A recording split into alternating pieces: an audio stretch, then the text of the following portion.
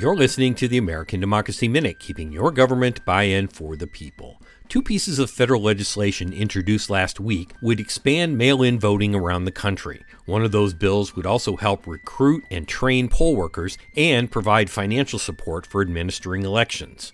Last week, U.S. Senator Ron Wyden and U.S. Representative Earl Blumenauer, both from universal vote-by-mail state Oregon, introduced the Vote at Home Act. Oregon has conducted every election by mail since 2000. The legislation automatically registers citizens to vote when they obtain or renew driver's licenses, makes mail-in options available to all voters, and requires prepaid envelopes to return ballots. Voting by mail reached 50% during the 2020 election, up from 25% in 2018. In last fall's midterms, despite a massive disinformation campaign to discredit it, mail-in voting was still 35% of ballots cast, an indicator that voters liked the convenience of kitchen table voting. Reintroduced by U.S. Senator Amy Klobuchar last week was the Sustaining Our Democracy Act, which would increase access to mail-in voting and early voting. It also provides funding for recruiting, training, and protecting poll workers, modernizing election equipment, and improving cybersecurity. And it increases funding to cities and counties administering elections.